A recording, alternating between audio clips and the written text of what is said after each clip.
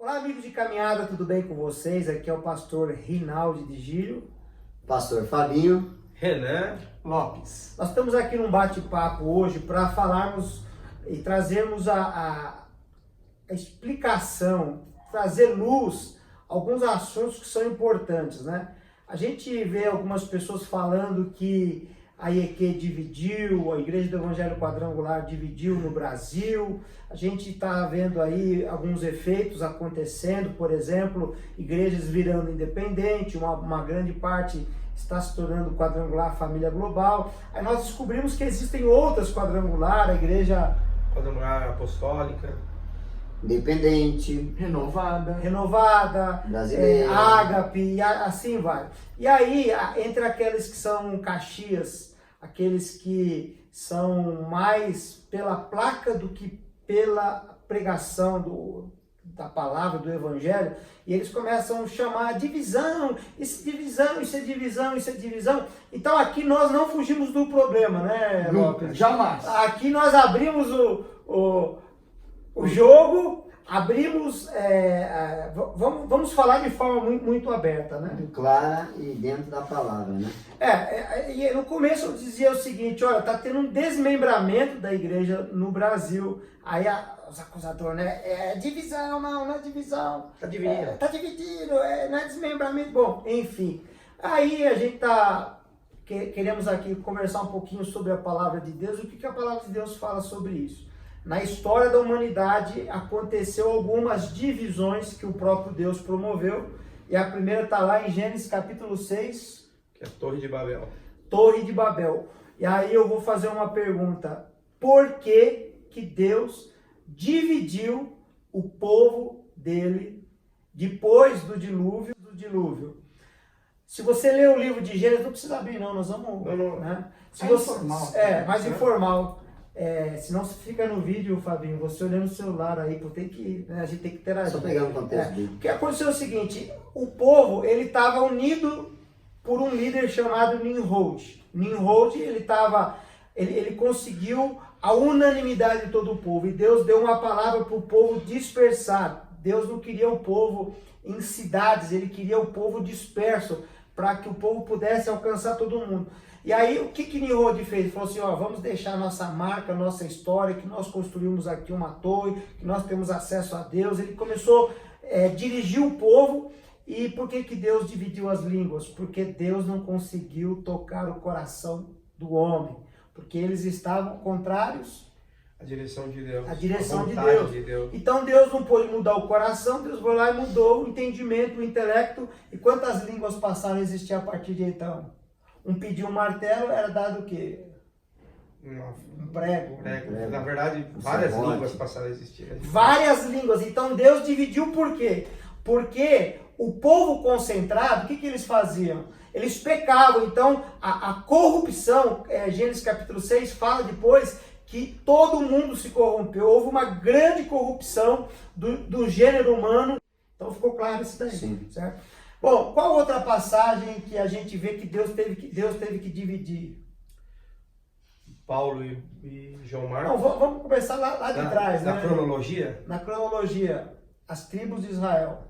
dividiu em duas. Ele dividiu o povo dele em dois. Então ele pegou 12 tribos. Cada tribo tinha uma distinção pessoal particular, representando um propósito de Deus para aquele patriarca, para aquele homem de Deus, os 12 filhos de Jacó. E aí, Davi foi Saul foi o primeiro rei, Davi o segundo, terceiro rei das 12 tribos foi Salomão. E aí ele gerou o filho dele, que assumiu, que foi Jorão. O que ele fez, Jorão? Ele começou a castigar o povo. Ele pediu conselho para os mais velhos, e os mais velhos falaram assim, os anciões, olha, cuida bem do povo, pega leve com o povo, porque você vai ter ele sempre na mão. Mas aí os jovens falaram assim, você tem que fazer igual o teu pai Salomão, castigar com mais imposto, eles têm que pagar mesmo. Cobra mais caro. Cobra mais caro, tem que pagar mais taxa. Dobra as taxas. Dobra, Imposto, né? é taxa de internet. Taxa de construção, construção, taxa de terreno que nunca veio, que nunca veio, o que mais? taxa de centro de convenções que nunca construiu. Lá em Minas é 2 cestas básicas por igreja. Por igreja todo mês. Por igreja. Absurdo. Como nós temos a alegria de distribuir cestas básicas assim à vontade, né? É. Não precisamos pedir.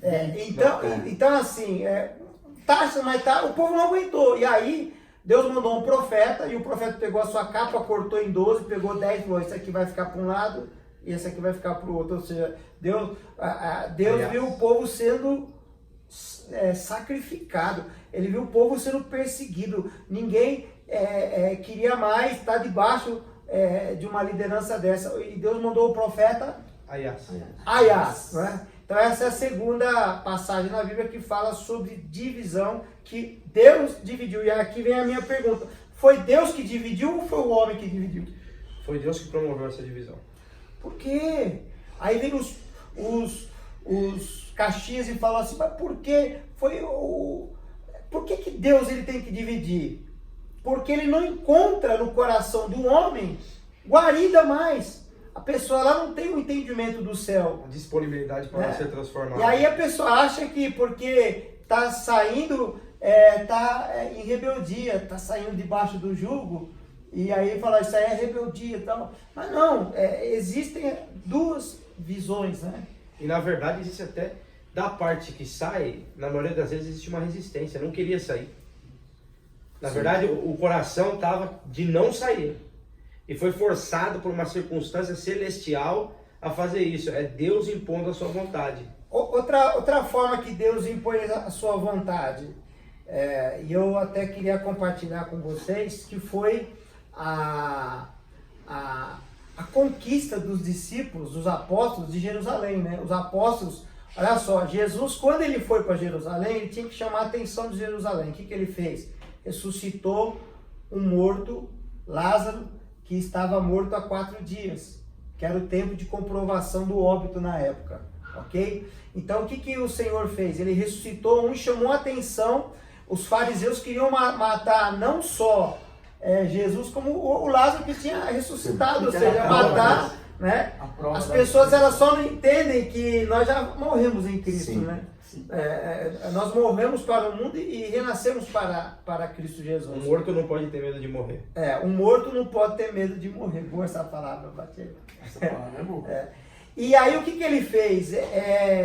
Aí os discípulos, que você conhece bem essa história, eles eram da Galileia, não tinham força nem vez. Eles foram repudiados pelo rabinato, então eles se tornaram pescadores, agricultores. E agora Deus usa homens comuns para chegar na alta sociedade de Jerusalém e conquistar a cidade de Jerusalém. A igreja de Jerusalém tinha mais de 80, 90 mil pessoas ali. E o que Deus fez ali para que o propósito dele se cumprisse na história da humanidade? Foi atrás de pessoas desacreditadas, pessoas que não tinham sido aceitas como na alta sociedade. Não, a pergunta que eu fiz é o que Deus fez quando os apóstolos, os discípulos, a igreja de Jerusalém estava grande e não queria sair para cumprir o seu chamado? Perseguição. Perseguição. 70 anos depois de Cristo veio o general Tito. Você conhece a história, Lopes? Destruiu o templo. Ele destruiu o templo. O general Espalhou Tito, os que era o judeus. imperador de Roma na época, ele abria as mulheres grávidas, tiravam as crianças e colocavam gato dentro e costuravam. Houve barbaridades, perseguição, incendiaram Jerusalém. E o que os discípulos fizeram? Espalharam. Espalharam. Foram cumprir o quê? O ID, né? Mas mediante uma situação, né? Sim. Mediante a perseguição, mediante um levante, Foi uma perseguição descomunal, totalmente. né? As pessoas elas não entendem que a perseguição ela é boa, ela colabora, né? É verdade. E aí você estava citando, vamos agora pela ordem cronológica, Era Paulo e João Marcos. Paulo e João Marcos. O que aconteceu? Conta para nós. Eles tiveram um atrito, se separaram e cada um seguiu o seu caminho, forçando uma outra situação. Na verdade, ali parecia que era dividir a igreja e, na verdade, Deus estava ampliando o território, fazendo 2 Você igrejas. sabe o que foi que aconteceu ou não? Para eles se separar? Qual foi a briga? É. Eu não estava lá, não. Então eu vou contar para você, eu leio a palavra de Deus, você tem que ler o antes e o depois, né? É brincadeira. O que aconteceu? Paulo, ele tinha uma visão de avanço, ele era colérico, então ele é aquela pessoa que no incêndio, ele não fica gritando, ele não fica com sarcasmo, ele vai pegar o balde, né? Então Paulo, ele avançava, Paulo foi apedrejado, Paulo foi tido quase que morto, e João Marcos falou, Paulo, a gente tem que parar para um pit stop aí, a gente tem que dar um tempo para a gente se organizar. Curar as feridas, né? E Paulo falou, não, temos que avançar, você não é de nada, você não serve para o apostolado. E aí começou esse atrito, falou, eles brigaram, falou, não, você, na verdade, o evangelho, ele tinha ele tem que ser encarado de forma suave. Tem pessoas que fazem de forma pesada, tem gente que segue Jesus de forma leve, né? Sim. E aí o que aconteceu? Eles se separaram, só que eu pergunto, Paulo se arrependeu ou não? Sim. Por que se arrependeu? Onde está na Bíblia que ele se arrependeu? Não, porque Paulo, no decorrer da sua carreira, ele cita João Marcos, cita a ausência dele. Na última carta ele fala, traga minha capa e me traga João Marcos, que ele me será útil agora. Quer dizer, lá atrás ele chamou João Marcos de inútil. De incompetente. Então, assim, existem momentos que você tem que separar, ok? E outra coisa, a palavra divisão, na etimologia da palavra, ela é dividida em duas. Di significa duas. E visão é a forma de ver. É a forma de ver, né? E Paulo, na verdade, no meio da carreira de Paulo, ele se separou de Barnabé, ele se separou de tantos outros, e enquanto Paulo estava preso, escrevendo os evangelhos, porque ele precisava estar ali, escrevendo as cartas dele, Barnabé, Silas estavam evangelizando as igrejas. Estava trabalhando externamente. Ou seja, foi um projeto divino. Paulo, quando foi separado bruscamente da igreja por César, ele manda uma carta dizendo, eu saúdo os irmãos que deixei em Roma, principalmente os da casa de César. É isso aí. E a Bíblia fala também de Onesíforo, que foi salvo em Éfeso, e viajou até Roma, procurando Paulo na cadeia, né? E animou também Paulo. Onesíforo é o nome desse camarada aí, que foi uma pessoa, um grande baluarte do evangelho, incentivador de Paulo, que era grande, né? Então imagina só, Onesíforo lembrou do que Deus usou Paulo para fazer em Efésios, e agora vendo ele numa situação lamentável, né? Mas a questão é o seguinte, ele pede que volte João Marcos, agora ele me é útil, né? Quem foi a única pessoa que não abandonou Paulo? Lucas, por quê? Porque ele era médico, precisava cuidar de Paulo. Não é porque ele era médico. Porque ele precisava cuidar do cara. Não é que ele era médico, tinha que cuidar de Paulo. É que eles faziam um voto de nunca deixar o seu paciente. Existia um voto. Então, quer dizer, até ele estava lá preso por causa de um voto. Por causa de um voto. Um voto profissional, na verdade. Né? Profissional. Agora é o seguinte, vamos voltar aqui para a questão da divisão. E aí a gente vê aí que existem vários nomes de igreja quadrangular, várias convenções hoje, e aí vem aquelas pessoas inconvenientes, chatas, que a gente tem que suportar em amor, que é os haters, os famosos haters da internet, que eles vivem para apurrinhar a vida dos outros. O que eles falam? Isso aí é divisão. O que Jesus falou? Falou, vocês levantem a cabeça e vejam, os campos estão brancos. 4 meses ia ter a grande colheita, e a pessoa fica olhando aqui, ó. Ela para de olhar a visão longa, só tem a visão curta. Isso é miopia espiritual. Outra coisa que Jesus falou, ele disse assim, vocês não estão sabendo discernir o tempo que vocês estão vivendo. Vocês sabem olhar para o céu e ver o céu meio avermelhado, vocês sabem dizer se vai chover ou não, mas vocês não estão entendendo o tempo que vocês estão vivendo. E qual é o tempo que nós estamos vivendo hoje? Que a Igreja de Cristo, no último ano, deixou de batizar só o estado de São Paulo mais de 20 mil pessoas, por modo do que? Perseguição.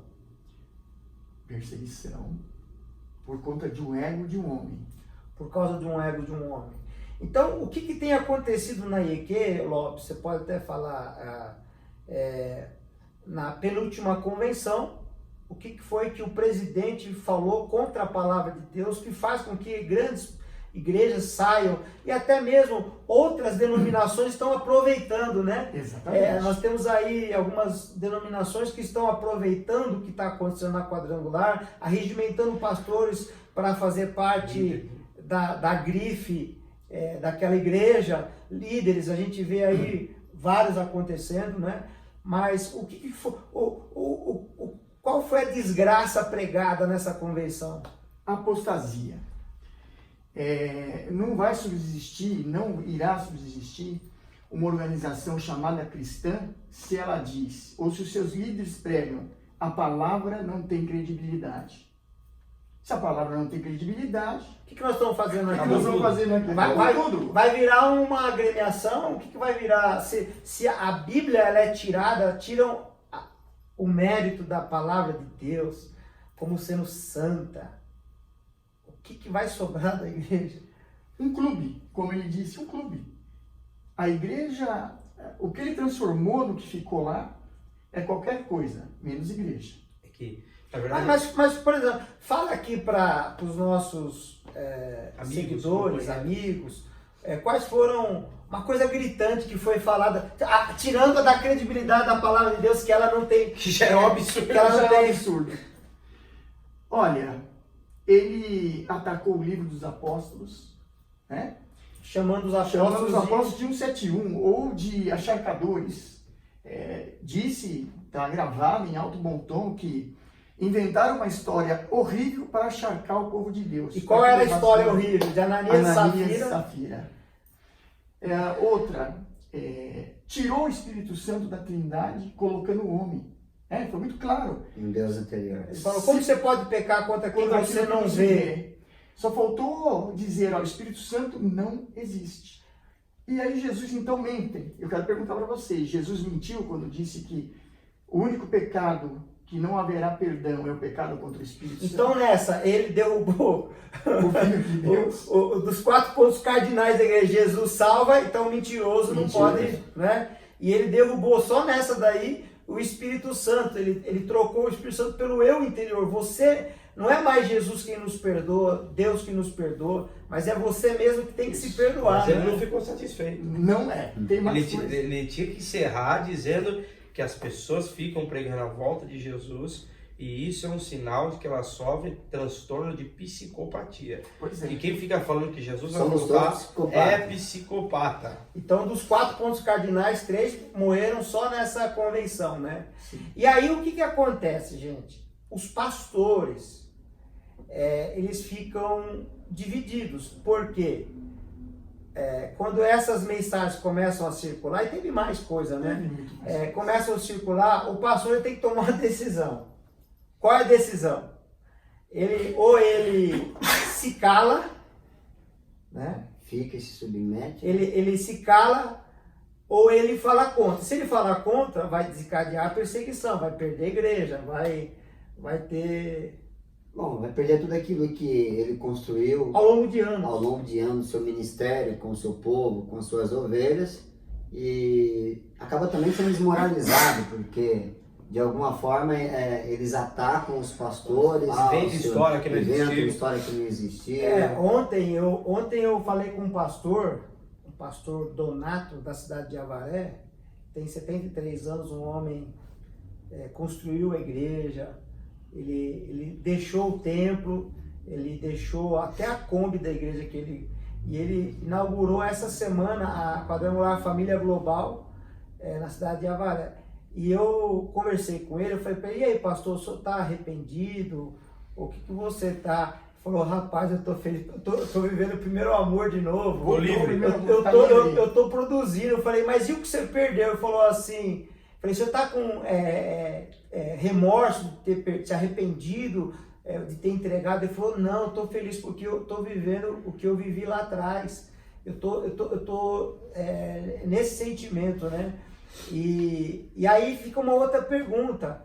O templo que ficou 10 pessoas, e o que adianta uma igreja sem o povo? O que é mais importante, as 4 paredes ou o povo? quem é a igreja? É uma placa, é um nome ou é o povo? Fica essa pergunta para vocês. Quem é a igreja? É um nome ou é o corpo vivo de Cristo universal? O corpo vivo de Cristo que está em todos os lugares, aqueles que são regidos pela palavra de Deus e têm o Espírito de Deus. Fica essa pergunta para você. Fica outra pergunta para você. Vale a pena? Vale a pena, porque quando a palavra de Deus ela é amaldiçoada, o Espírito Santo é blasfemado, quando acontece tudo isso, eu faço uma pergunta. Entra numa apostasia, né? Jesus falou que se não tiver arrependimento, ele vai tirar o candeeiro da igreja. Então, uma apostasia, vale a pena? Não, não vale. Não vale. E o Renan, logo no início, formulou uma frase muito interessante. Eu queria que você repetisse para a gente. Quando o Mário propõe, desculpa citar o nome, mas não estou falando nada aqui que não seja verdade. Ele propõe, olha, se você gostou, você prega, leva para a tua igreja. Se não... Eu acho que quando ele fez isso, ele colocou os pastores no vale da decisão, né? As pessoas precisavam decidir de que lado elas ficariam. E Josué já passou por esse vale. Ele disse, vocês escolhem quem vocês vão servir. O Deus dos nossos pais, que ficaram para trás do rio, porém eu e a minha casa serviremos ao Senhor. Eu fiz a minha escolha. Se ele me deu a proposta de pregar ou não, eu escolhi não pregar. Eu escolhi não falar aquilo. Eu aprendi que Deus não dá pastores para a igreja. Deus entrega igrejas para pastores. Isso. Deus faz... Ministério. Deus dá ministério para as pessoas. Então... E aí quem não queria sair da igreja para não perder o tempo como um passarinho preso na gaiola, tá vendo o quê? O tempo ser esvaziado. Exatamente. Deus Por quem? Por nós? Não. Não. Por Deus. Porque Deus ele nos confiou o ministério. Deus ele nos confiou a sua palavra. Então... nós iremos pagar um preço alto pela palavra que nós pregamos, pela fé que nós... mas a recompensa vem de quem? Vem do Senhor, né? Deus nos deu um cajado, não um chicote, né? A intenção não é subjugar as pessoas, né? A intenção, pelo contrário, é libertar as pessoas. Agora, se nós tivermos o nosso currículo de sermos os divisores da igreja, poxa, nós dividimos uma igreja como essa, nós temos esse poder de fazer isso, então vocês estão dando para nós uma coisa que só Deus pode fazer. É um título que, particularmente, nós estamos carregando, mas por defendermos a verdade. E é bíblico isso, porque quando o livro de Coríntios fala que é necessário que essas divergências aconteçam para que os verdadeiros se manifestem, é o que de fato está acontecendo. Divergências não, heresias. Né? Heresias. Que foi o que aconteceu, né? Porque nós sabemos divergir, sim, né, pastor Fabinho? Nós sabemos divergir e modesta à parte, não existia ninguém tão diplomático na igreja como nós de fazer, mas chega uma hora que a maldade, a crueldade chega que não tem o que... A verdade é que atribuir a nós, como pessoas, todo esse mover de Deus... até, para mim é honra. E chega a ser até assim fantasioso. É valorizar demais a cada um de nós. Não, porque a gente olha, a gente estava conversando esses dias, né? Falando disso, o nosso currículo humano não nos traria aqui. Sim. O que nos trouxe aqui com toda certeza foi o mover de Deus. Foi porque Deus quis que isso acontecesse. Com uma instituição contra pessoas, você nunca vai resistir. Nós somos pessoas, simples pessoas. Mas Deus quis que fosse assim, e assim tem sido. E o importante disso tudo, que quando ele deu a escolha de siga essa palavra ou vá por um outro caminho, nós acertamos indo por um outro caminho. Sim, fizemos a nossa escolha. Fizemos a nossa escolha, porque nessa convenção, as heresias e blasfêmias foram muitas. Nessa última... Não melhorou, né? Não melhorou, porque ele sofisticou dizendo que as revelações para ele é um líder religioso. Que as revelações para eles vêm através de levantar uma pedra e olhar, e as árvores também revelam. Vem da natureza. Vem da natureza. A natureza revela. A mãe da... A natureza é maravilhosa. Né? No Estatuto da IEP, no artigo 18, fala que é dever do membro da igreja defender intelectualmente sua fé. Então, a nossa posição em defender a fé está nos colocando como divisores. Não, nós estamos colocando como verdadeiros. assim, a gente vai ter que gravar muitos vídeos, Sim. sabe por quê? Porque a gente tentou remendar um pano velho por um remendo novo no pano velho. Verdade. A gente tentou colocar vinho novo num odre velho. Então a gente... a gente agora... fomos ameaçados de morte. Fomos jogados na comissão de ética. Sim. Sem ética, né? Sem ética. Sem estética e sem ética. Né? Fomos processados na justiça. Não é? Sim. Então tudo isso são remendos novos que foram tentando sendo feitos e o buraco vai aumentando. Na dilatação do dia a dia,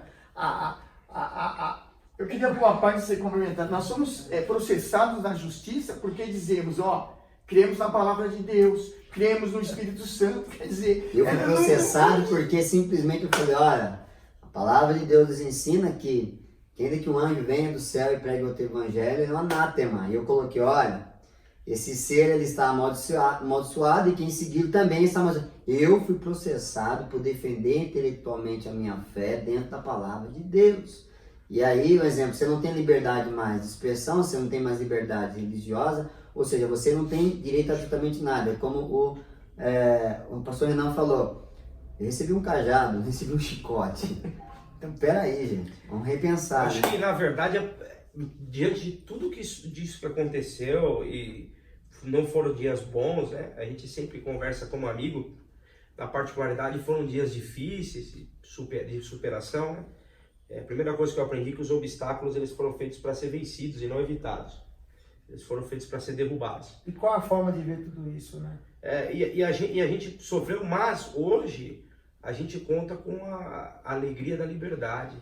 A gente é muito feliz. Tudo mudou na igreja. Né? Tudo mudou. A gente entra hoje, na verdade, assim, sabe o que eu estava até vendo? Pastores da região, assim, de uma certa região, que o cara não é superintendente, não é nada do outro, só que doando coisas pro outro, para se ajudando como a igreja deve ser, um colaborando com o outro. Voltamos à igreja primitiva, né? É lindo. Um doa a cadeira, o outro doa som, o outro doa tudo. E todo mundo sorrindo. Vendia sua propriedade e dividia. Hoje você não precisa mais pedir, o pessoal está se oferecendo. Viu? Aí em Minas a gente viveu isso.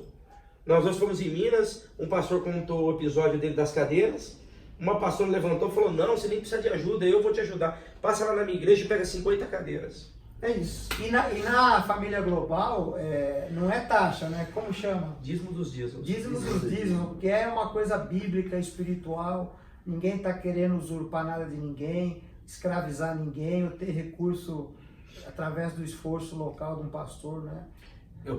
Você é suspeito de falar, né, que é o presidente, mas eu posso falar, venha para Global, venha ser feliz. Eu estou feliz, eu estou muito contente como pastor. E aqui não tem cotas para trazer, você tem que levar no evento 10 pessoas. Não, 10 é pouco, né? No mínimo é 30, 50. Não, a questão é pior ainda que você está falando. O pior é o seguinte, as taxas, né? Aquela taxa mensal de grupos, que é de grupos que passam dificuldade, como o grupo das crianças, dos jovens, dos adolescentes. Deveriam ser ajudados, né? Que deveriam ser ajudados. Mas o que a gente puder fazer para facilitar a vida dos irmãos? É um gasto de organização estrutural, não de benefícios Nós somos numa reunião. grandiosos. Não para te ótimos, né? enriquecer, poxa. Nós somos numa reunião. Não é enriquecimento. Aí uma em cima de- pastora levantou a mão e falou assim, posso fazer uma pergunta? Aí eu, pode, pastora. Você não me leva a mal, você me perdoa. Em Minas Gerais, eu posso falar. Você desculpa, é que quando a esmola é muito, você desconfia. Eu falei assim, por que, pastora? Ela falou assim, não, tem certeza que não vai ter taxa de terreno, de internet, provedor, de cesta básica? Eu falei assim, não, tenho certeza, pastora. Ela falou assim, e como vocês vão fazer isso sem tudo isso? Ou seja, só é possível, criou-se que não era A mentalidade. não, eu falei assim, não, irmã, não precisa, o que tem é suficiente para a gente administrar e cuidar das E pessoas. aí eu falei para um pastor assim, né? O pastor estava com medo, né? Eu falei assim, ô pastor, nós aqui estamos pagando preço, nós nos levantamos, né? E você, o que você está fazendo? Já que você quer a coisa certa, quando foi que a sua voz foi... Porque nós aqui, nós não somos eco de ninguém. Sim, sim. Nós somos a voz. Nós não somos eco. Nós não ficamos replicando palavras. Não. Nós hoje, se eu posso dizer que a gente replica uma palavra, é a que sai da boca de Deus. É a palavra de Deus. Amém. E tudo aquilo que é mantido na palavra, para nós é o suficiente, né? E as palavras proféticas que a gente acredita, né? A gente Bom, continua, eu tenho, a gente eu, continua eu, firme, tenho, né? eu tenho mais algumas questões, mas eu vou deixar para o próximo vídeo. Aliás, muitas questões, muitos vídeos serão gravados. E eu peço para você só, não esquece, tá? Segue o nosso canal, marca alguém aí da igreja e Compartilha, dá um curte, like, dá um compartilha. like, Dá seu dá um like. joinha. Pergunta o endereço da nossa igreja que a gente deixa para você passar lá. Tá? E Deus abençoe você. Um abraço. Abraço. Um abraço, Deus abençoe. Um abraço, Deus abençoe.